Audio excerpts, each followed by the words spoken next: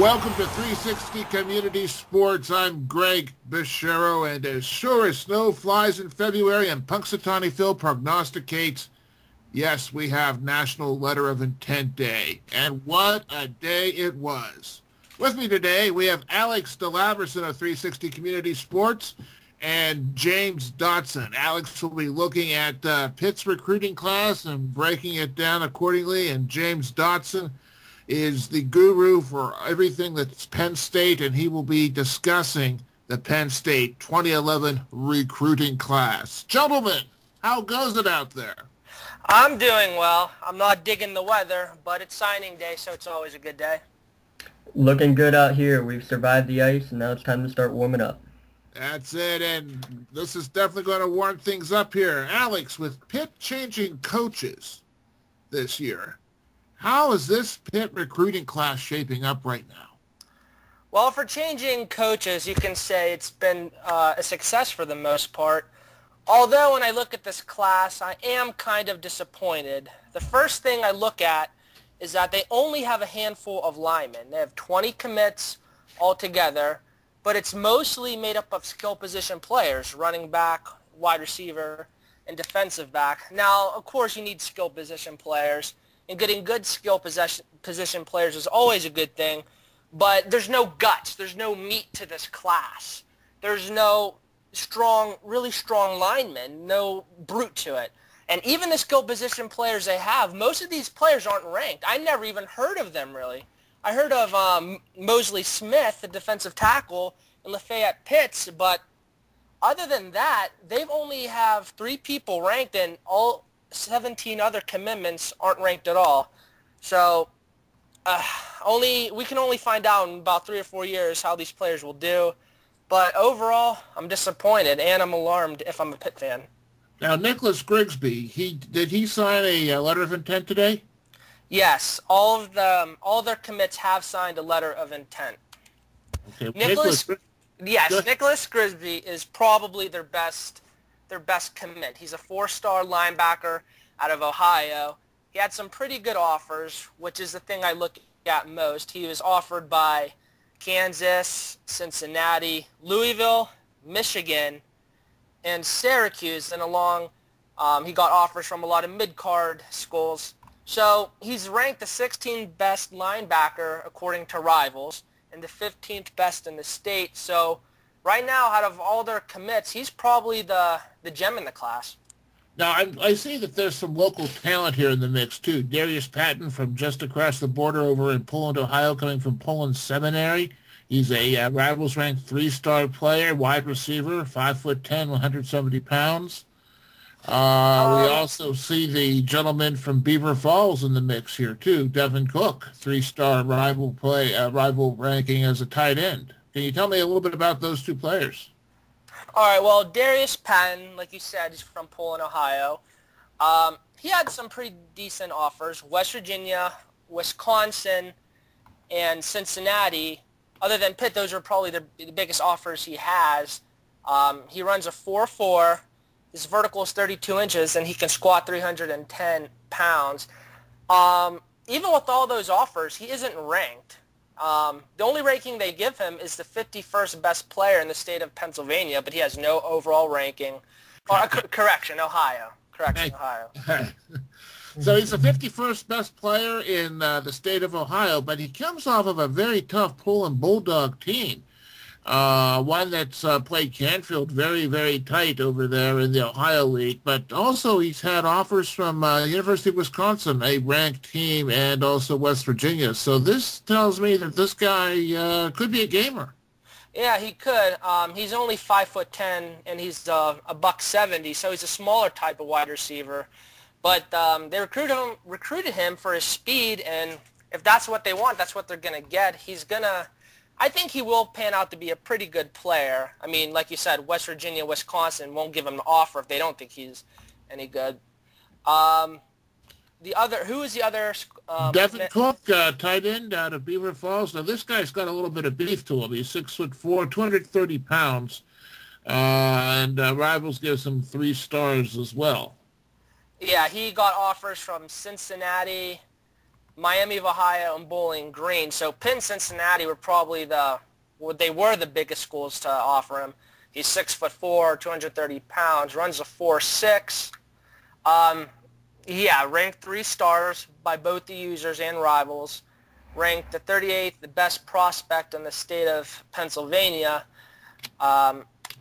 So he has some potential there. I mean, being a 4-star, 5-star commit isn't everything, but like I said, the one thing I look for mostly is who offered him. And if he only got offered by Cincinnati, the only other BCS school, that is, I don't want to say alarming, but you got to keep an eye on that. So he can be good. We don't know how he turn out, but Pitt must like him, Graham must like him, so we'll see what happens with him. Sounds good. James, looking over what we've been looking at here for Penn State, how's the Penn State class shaping up at this time frame? Well, it's kind of sad that the 2 main recruits that Penn State ended up getting were only because of the Pitt coaching troubles. Ben Klein, a 3-star linebacker, decommitted from Pitt after the Wanstead resignation and immediately switched over to Penn State. They also picked up from Pitt Bill Belton, an athlete, 5'9", 191 pounds. He is ranked the number 13 in his position. He's a 4-star recruit. He played quarterback his last 2 years of high school, but was formerly a wide receiver. And it looks like they're going to transfer him over to wide receiver or possibly defensive back. He also switched to Penn State after the resignation of Wanstead at Pitt. Beyond those 2, though, you have a bunch of big names. You have Deion Barnes, a beast, 6'5", 220-pound defensive end. He is a 4-star recruit and is ranked 6th in his position in the country. Other couple big names, you have Sean Oakman, a 4-star defensive end, 6'8", 240 pounds. That's going to be interesting seeing him on the field. And then you have a Shaquan Pulliam, local athlete from the Kiski School. He is a 3-star recruit. He was supposed to enroll this past summer, but due to academic concerns, he had to wait. So Penn State is excited now to finally get him. Now, one of the big issues that I've seen here is everywhere the recruits are coming in saying that all the coaching staff was really honest with them. One of the big names, Mike McQuarrie, I've never been a big fan of the redhead, but he's been a big proponent for the recruiting this year, and with the recruiting being so down early, I find it a pleasant surprise as to how well McQuarrie has brought in some pretty good names. For how bad this year started, I'd say that Penn State turned out a pretty decent gem of a recruiting class this year. Well, I think it's safe to say, too, that Joe Paterno's longevity at the position itself lends a tremendous amount of stability, and combining that with the number of athletes that end up going pro and having fantastic NFL careers, that kind of eclipses a rough start at a poor season that Penn State would normally be having. Oh, it definitely does, and I think, though, one of the issues that has been over the last couple of years is the question at the end of every year, is Joe Paterno going to retire? Is he not going to retire? So having the recruits saying, well, I don't know if I want to come now, not knowing how long he's going to be there, has been a big issue. But one of the other issues is that Penn State just did not have a number of scholarships to even hand out this year. They were very young, having almost 50 out of the 80 on the roster being freshmen and sophomores. So being able to get the number of commitments that they've gotten this year with the limited number of scholarships they're even able to offer has been a very pleasant surprise. Interesting. Now, Shaquan Pulliam would be probably the most local player out of the group coming out of the Kiski school area, which is down by Vandergrift, Pennsylvania, down by Salzburg there. Do we know what Shaquan's going to be, where he's going to be playing at what position he's going to be playing at?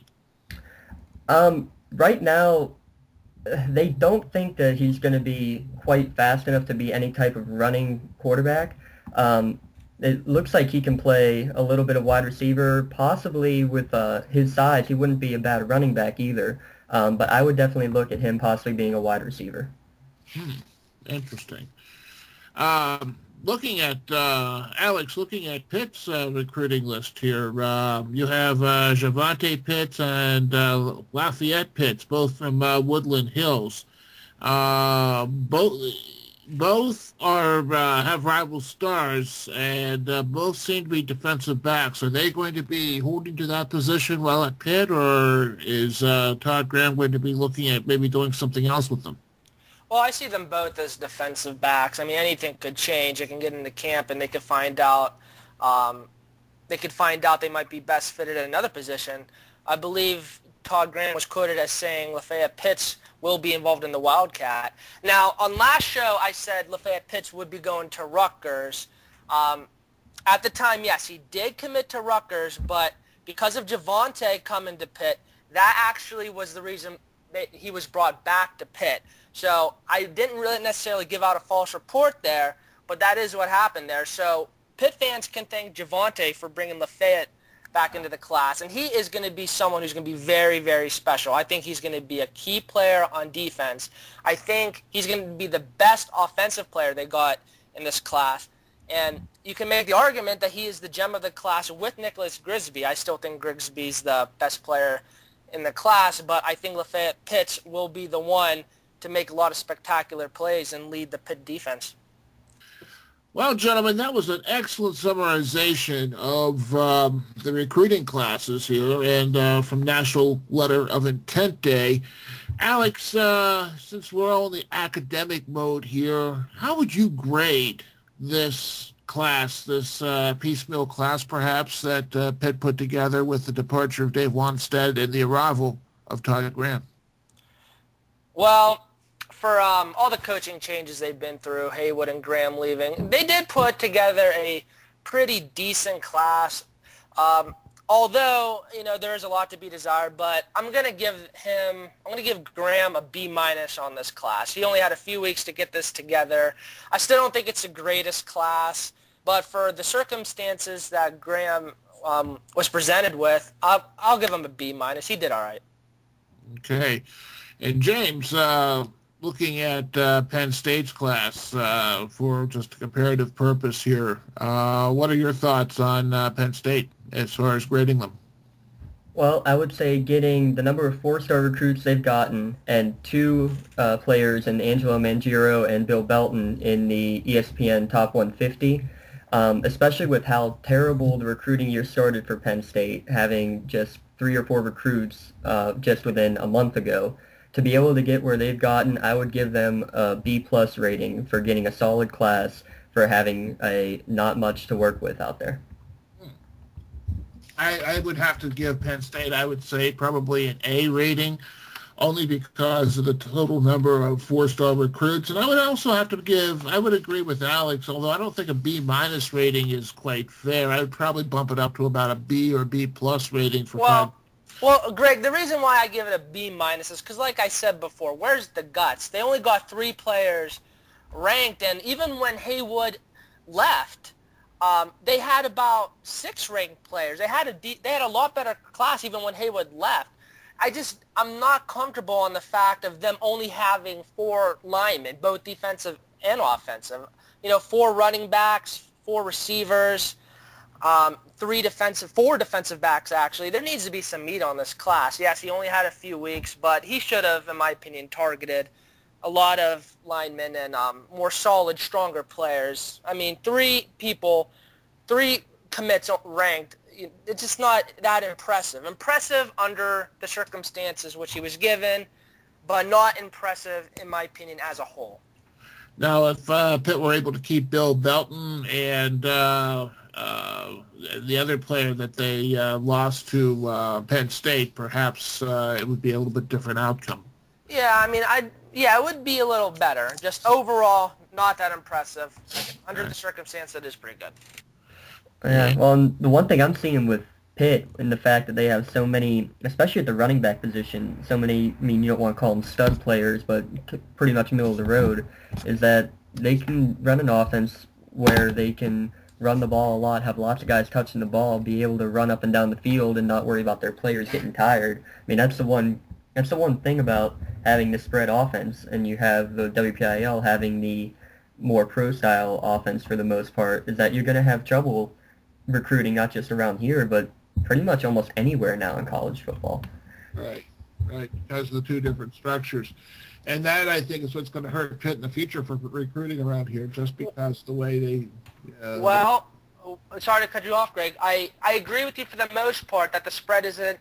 This type of no huddle spread offense isn't exactly the most orthodox offense we're used to in Pittsburgh, but one thing solves everything. One thing will bring these WPIAL kids back to Pitt, and that's winning. If Todd Graham ends up winning with this unorthodox system we're used to, everything will be fine. They won't even be needing to look at WPIAL kids. They'll go out of state. So if they win and start to win, these kids will come to Pitt. Order will be restored, and it won't be cold in February anymore. Well, I think we can all agree on one thing. We could thank Steve Peterson for this WPIAL mess, right? Yeah, I guess. Let's transition here a little bit. Looking at the football recruits throughout Pennsylvania, throughout the list, I see some local talent from the Lawrence and Butler and Beaver County area, and it's surprising that some of this talent didn't go to the schools that we thought they would be going to, being that Pitt and Penn State draw a lot of local talent. One of which was Nick Rossi from Riverside High School. Nick Rossi ended up committing to Akron, it looks like.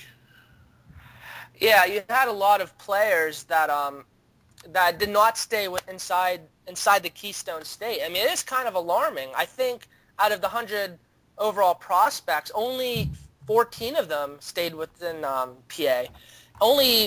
There's only been a handful that went to both Pitt and Penn State. Now, that's why I liked Wanstead. He had local ties. Todd Graham, he was from Oklahoma. He's recruiting people from Texas and Oklahoma. So this is what I was afraid of. I don't think there's going to be a strong connection to these hometown players anymore. And Penn State, they get players from New Jersey. So, I mean, I don't see this happening. I think it's going to be a problem. Yeah, another local player who we mentioned on our show was Rob Trudeau from Farrell Senior High School in Mercer County, and he signed a letter of intent to go to Syracuse University. And I believe he made that intention known several weeks ago as well. And Ben Koyak from Oil City, tight end, went to Notre Dame. This is a kid that we'll be seeing and hearing quite a bit from, especially with the way Kelly out there likes to almost have like his run and shoot type offense. Mm-hmm. 6'5", 230 pounds. This guy's going to be a load. This guy could be the next Keith Miller. I was just about to say that. Oh, my God, this guy's huge. He'll put on about 30 pounds of muscle. Yep. And he's going into a system out there. He's going to get national exposure with the NBC contract that they have over there at Notre Dame. This is a kid that if he keeps his head on straight and adheres to the Notre Dame way, we'll be watching him on Sundays. Yeah, I mean, offers from Oklahoma, Pitt, Penn State, Ohio State, USC, Wisconsin, West Virginia. Wow. He's the seventh best tight end. Wow. I really wish Pitt or Penn State would have got this guy to stay within PA. Yeah. Especially after what Rudolph did in that first year with the Brian Kelly offense. I mean, this guy seems to be another Kyle Rudolph in the making. Exactly. And then, of course, we have Dustin Pringle from Blackhawk, who signed a letter of intent to go to Western Michigan. That's an interesting choice there as well. Yeah, I mean, you can't always get inside a recruit's mind. Sometimes a big name just isn't important to a recruit. Playing time's the most important thing. Maybe those are the factors. We really don't always know. We never get a clear answer. But, you know, Pitt and Penn State should be able to get players like Rob Trudeau, keep them inside PA. Yeah, and under older regimes, now, of course, this would be under a regime of Joe Paterno from the 1970s, perhaps. We would have had Rob Trudeau perhaps going to Penn State, Yeah. or the Foch Fangio regime at the University of Pittsburgh. He may have been considering Pitt, too. So a lot of these things, a lot of these factors, of course, change over the years, and whatever college is the best fit, and also as an academic as well as an athletic endeavor as well. As we motor along here discussing National Letter of Intent Day, one of the things that really struck me when I was looking at both recruiting classes for both Pitt and Penn State, as well as the local recruits throughout the area that were ranked by rivals, is the number of stars by their names. And the question that comes to mind that I'm going to pose to each of you on our panel here today, does having a ranking or a rival star ranking indicate that we're going to have a successful team or a successful player on a team? And also, let's take it to another level, having a team that has a lot of star recruits on it, such as Charlie Weiss's University of Notre Dame team. What do these rankings mean? Well, yes, they can be an indicator of how good a team's going to be. The Alabamas, the Auburns, they're made up of 4- and 5-star recruits. So, yeah, they can tell you what your team's going to look like in a few years. But also, it's not everything. How many players get 5 stars next to their name and turn out to be bust? How many players get 0 stars next to their name and turn out to be amazing? So it can be indicative of what to expect, what your team's going to be, but it's not everything. So there are always going to be a few gems in any year, any class, and there'll always be a few duds. So, but I don't like the star system as much, only because it's not, like I said, it's not everything. I like to see what's happening on the field. You got to give credit to the actual coaches and scouts. Those are the ones that should be doing the scouting. I look at what a coach has to say over a player more than what some scout has to say, in my opinion. James, what do you think on this? Well, I agree that it definitely doesn't mean everything, and the main reason I look at it is that you look from even just from one website to another. You can have one guy listed as a 5-star on Rivals.com and only listed as a 3-star on ESPN or Scouts. So I don't think it matters in terms of how good a player is going to be, how good a team may end up being. I do look at it, though, as a general sort of thought, as in what this player could be. And that all comes down to what type of coach you have. And to me, a good coach is a coach who's going to make your talent better. I would rather have a team full of 2 stars with a coach that's going to make them play like 4 and 5 stars than having a Notre Dame with Charlie Weiss having 4 and 5-star recruits and the coach not being able to help them at all. Well, that's kind of interesting you should say that, because from all indications, it looks like Todd Graham, who's the new head coach, is going to instill the new head coach, I should say, at the University of Pittsburgh, is going to instill a very, very fast and potent offense. And with that said, having some of these stout players playing on the line, it might be an interesting indicator here for this team. Yeah, it can be indicating, but the thing I look at is with these players is who offered them. You get a player who sometimes only be given 2 or 3 stars, and they get offers from Florida, South Carolina, Penn State, Pitt, and ironically, no kidding, you'll get 4-star athletes who only get offers from Cincinnati, and even sometimes Bowling Green, teams of those levels. So that's the thing I look at the most is offers and what the coaches have to say about these players. It's interesting, too, because looking at the people who have become successful in the NFL, you have people such as Pierre Garçon, who was at Mount Union College, did not have any rivals ranking whatsoever.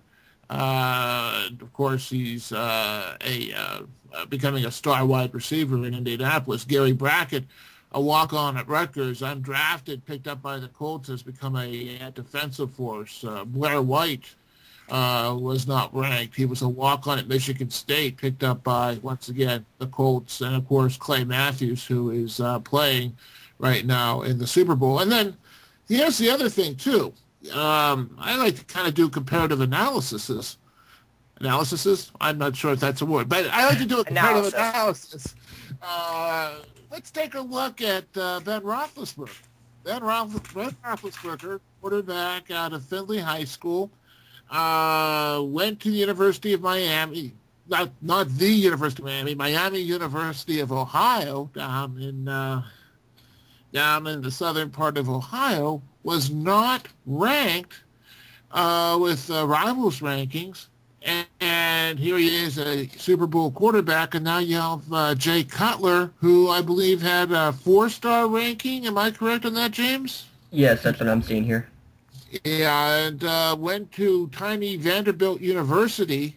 Well, I don't say tiny Vanderbilt University, but Vanderbilt was a struggling program. And, of course, you have Jay Cutler, who is from what I talk about on Fantasy Toolkit, the master of inconsistency.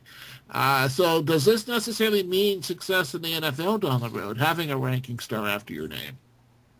I don't think it means much of anything. I think, to me, it's just what people see in an athlete based on what they do at high school. And, I mean, you look at even just around here in the WPIAL, you have a lot of pro-style offenses. So when you have, say, a 4-star quarterback coming out of the WPIAL, he may only equate to a 2-star in certain systems in a college, because you never know what kind of system you're going to have. It all depends on how everything matches up. Now, I mean, a wide receiver can look great in high school if he's got Peyton Manning as his quarterback. But if he comes into college and has somebody like a Bill Stahl from his non-senior year, then you're going to have a guy playing like a 5-star in high school and 1 or 0 stars in college. So I definitely think that it's all about what individual talent is, and these stars can be skewed based on talent around you. And to support your statement, Dawson, just look at Pat White and Steve Slayton. Both coming out of high school, they weren't highly regarded recruits at all, but they were phenomenal in West Virginia's system. That doesn't mean they'd be successful in Penn State or Wisconsin, but like you said, in their system, they were able to excel and thrive. Both of them even made the NFL. So I just thought that was an interesting thing to point out. Yeah, very interesting. And I guess it all boils right down to the fact that as much as we can put the science behind it and as much as we can sit there and make excellent guesstimates, you still got to play the game and you still got to have the right system to make things happen. And that's what makes this all what it's all about. Exactly. Well, you know what, though? Sometimes stars and rankings can be fun. It gives us something to look at as we're going through the year. When we're in the off season, we don't know what to do. We got to see what we're going to come up with next year. And it definitely takes the chill off of a cold winter day when Punxsutawney Phil says it's going to be spring within 6 weeks. And with that, that wraps up our National Letter of Intent Day analysis on this, a Groundhog Day 2011. I'm Greg Bichero with Alex Delaverson and James Dotson. We'll be coming back to you in a town real close, real soon. Thank you.